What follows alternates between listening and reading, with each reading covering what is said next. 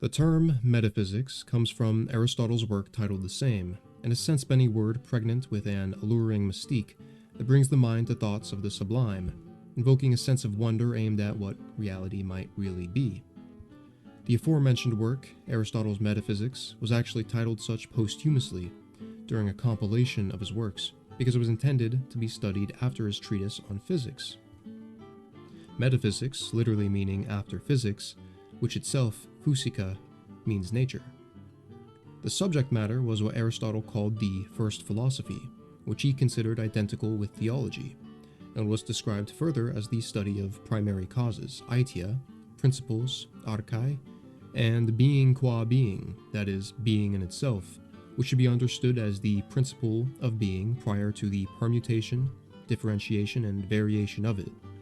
It is said by Aristotle that this study is the object of wisdom.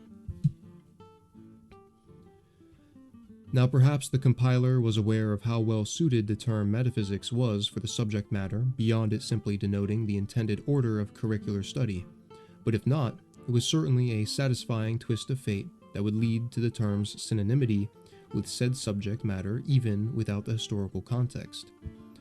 Metaphysics itself brings to mind after physics in the sense of beyondness, that which is beyond the apparent operations and mechanics of the phenomenal natural world.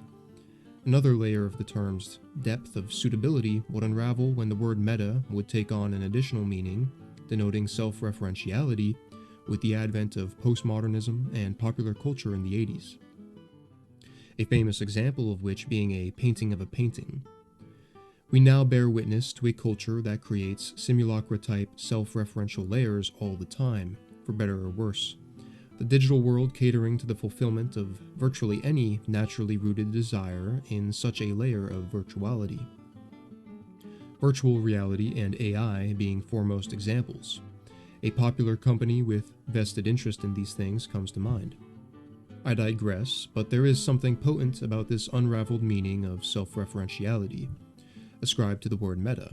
For if the object of metaphysics is the transcendent nature of reality that underlies our experience of nature, then poetically, metaphysics is in a certain sense the study of the nature of nature.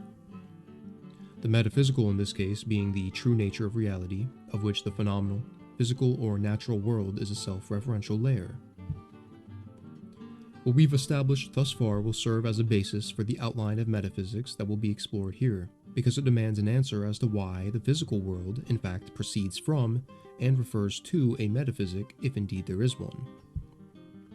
The alternative would amount to dualism, that is, a concrete disconnect between the physical or material world and the metaphysical or immaterial principle. However, such a disconnect would suppose an ontological gap, something real that is external to the principle of reality itself, which is an inherent contradiction. The elephant in the room then remains: why metaphysics? Why can't reality be entirely composed of discrete objects that have no fundamental relation beyond those that can be supported purely physically? A corpuscular or stuff-based system of reality is sufficient for observing efficient causes, as for analogy, breaking down the act of me shaking your hand as caused by a series of muscular exertions in my hand, arm, back, and shoulder, and further the cellular excitation that makes that possible, and so on, rather than the active power back of all of that. Perhaps more convincingly, the act of thinking can be relegated to synapses firing in the brain, along with the rest of the neurological activity that occurs during thought, but nowhere in the machination created to observe material efficient causes has any final cause been determined, and in the latter example, we can't even find the thought or the agent in the machine. But further, there is a problem with supposing that the capacity discrete objects, say two particles, have to be related as intrinsic to their nature. For one, it implies a relational medium in which the two are participating and on the level of which the two are identical. To develop an understanding of this, think of how two objects in front of you are relative. Why is it that you can even perceive them in the same frame of observation? What medium is containing and relating them? You're probably thinking of space, but space as itself isn't an object that can literally contain, much less relate, objects. This line of thought would fall victim to something called concept reification.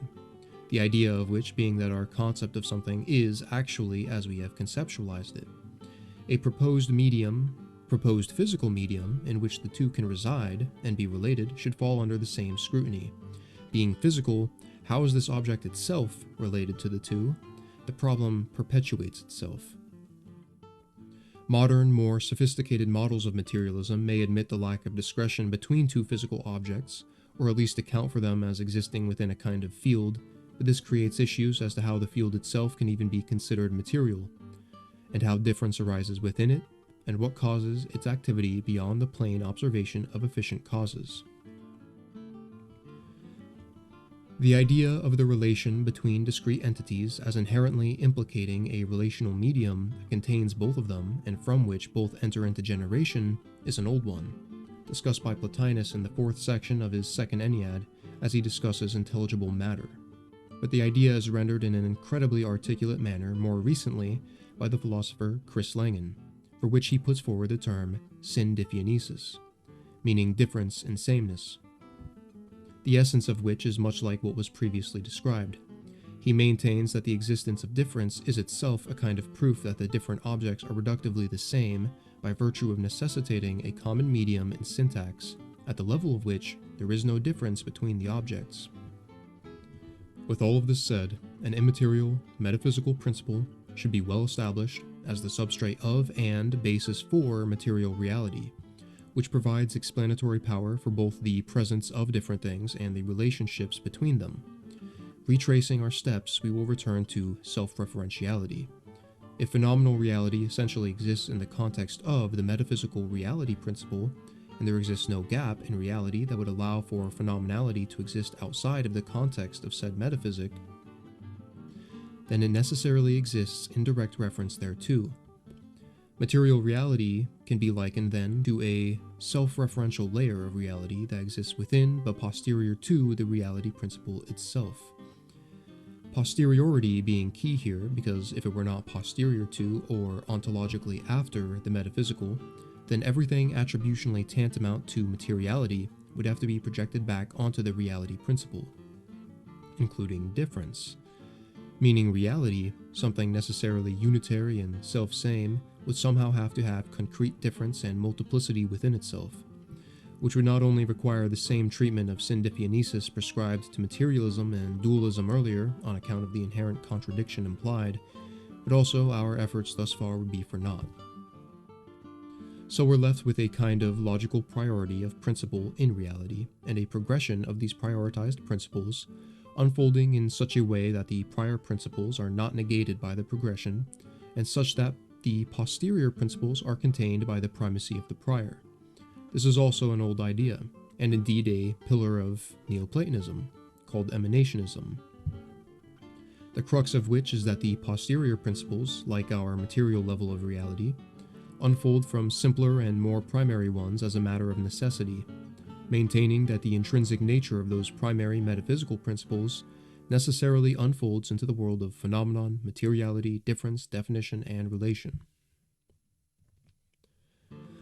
With the need for metaphysics established, and having touched on some of the necessary attributes of the metaphysical, we'll expand upon these grounds.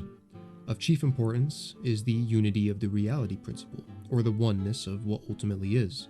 This is called monism, and a metaphysicalist interpretation of which is referred to as monistic metaphysics, which maintains that the nature of reality is both singular and non-reducible to the physical. Such a system would consequence emanationism if there indeed appears to be things that in themselves are not reducible to the reality principle, as for instance the keyboard I'm typing on, literally as the keyboard, cannot be reduced to being qua being, because reality isn't just a keyboard, and there is no keyboardness in everything. Indeed, these things appear to us. Therefore, we can affirm that reality must prepossess some kind of unfolding of its core nature, such that it can produce and contain posterior things, which would be to say that the base and fundamental principle prepossesses natures that don't negate the principle of reality in itself, and that one of these natures has a mode of existence that participates in conditions that are rendered to it as an apparently external material reality. Emanationism goes hand in hand with another attribute we can identify within reality across its layers, so to speak, which is self-referentiality, as mentioned before. If things exist within the context of reality as it ultimately is, then those things will refer to that principle, given they both exist within it and are derivations therefrom. And as we established earlier, there is nothing external to reality that would grant them room to deviate from that context. This is applicable to both modes of being that are posterior to being qua being, such as, for example, the Neoplatonic nous and soul being referent to the One, but it's also applicable across instantiations on the same layer, which is why the phenomenon of synchronicity identified by Carl Jung exists. If all of these instantiations, say within our worldly existence, are rooted in the same principle, some incredibly imminent degree of interconnectedness, though it would most often be subtle, would not only be coherent, but it should be expected. Things would correspond without an immediately identifiable material cause, saving looking towards metaphysics, which offers great explanatory power. This might likewise bring the Kybalionic principle of correspondence to mind, which describes said correspondence of things across what are described as planes. Perhaps where most minds will go in consideration of metaphysics is towards the notion of reality's structure, the object off of which phenomenal reality is a map. Reality is, and therefore has a way that it is. This way that reality is would essentially serve as the blueprint to inform, literally, posterior reality, its structure, forms, events, conditions, relations, and definition. Plato's theory of forms is brought to mind, maintaining a higher world of forms that serve as universals off of which reality, as it descends, will map their own conditions off of by necessity, as explained with emanationism and self-reference. As it does so, these more universal forms would vicariously enter in composition with one another by way of the posterior actors or souls participating in the conditions of the forms. This offers us an explanation for particularity opposed to total universality, as well as for composition in reality. These forms themselves would be the foremost objective natures of reality after the reality principle itself, themselves mapped off of the entirely unitary way that reality is mentioned earlier. Against the kind of universalism proposed in the theory of forms is what's called nominalism, which maintains that an apparently universal form that appears in multiple instances, as for example, the color blue, is similar to other instances of blue in name only. The problem here is in what nature causes or instantiates itself as blue, and if it is entirely nominal, why things can be relative or proximal to the object of that cause in varying degrees. To elaborate the problem here, we will question whether mathematical theories can ever represent a universal truth or if they are formulated just because they happen to work in a given instance. We actually don't need to affirm a mathematical theory's representation of absolute truth or even the possibility of such a theory being perfectly accurate. Because if a theory can approximate itself to the functions of phenomenal reality more closely than another theory, we can know for certain that the former is approximating itself to reality more closely than the latter, and that therefore there is a mathematical metastructure of reality that the former more effectively maps for its purposes. This brings us to the operation of reality, for which we have thus far described necessary rules it must follow. Earlier, emanationism and self-referentiality were explained, which will be useful going forward because our aim will be situating our immediate reality in the context of the metaphysics established. We experience a world of definition, inhabited conditions that differentiate and relate us to other conditions, externality and composition of more universal forms into increasing particularity. These terms are all relative. And because of the established necessity of a universal nature of reality and the presence of particularity, we can further establish the operation of reality to be one of a kind of self-definition. Suppose the reality principle exists in itself, completely universal and therefore undifferentiated. As soon as its activity generates definition, multiple conditions will be defined, just as when a black circle is drawn on a white paper. Both the circle and the white paper with a black hole missing are defined. This is a theoretical advent of definition, which extends itself as the cause of particularity as well as plurality, which would occur side by side given the increase in definition, increasing the amount of things defined. The conditions defined would also, of course, be relative to one another. both in the sense that the circle is defined against the white canvas on which it was drawn, but also in the sense that the definition of the circle contains the information of what it is not, in a certain sense, given that definition, as it defines a condition, also defines what that condition is not. Now, if you're astute, you will have identified a problem with this, that being the appearance of an inherent contradiction. If the reality principle is at its core undifferentiated and will necessarily be immanent within and contain its posteriority, then how can such definition and difference arise within it? An important distinction will have to be made, as hinted earlier. If, say, being qua being were to then be some particular thing, being as being would not be lost to the being something. Much like your own mind, which takes on different conditions even within a single day, never becoming something other than a mind. The metastructure isn't lost to its posterior conditions, which are an object of its involvement.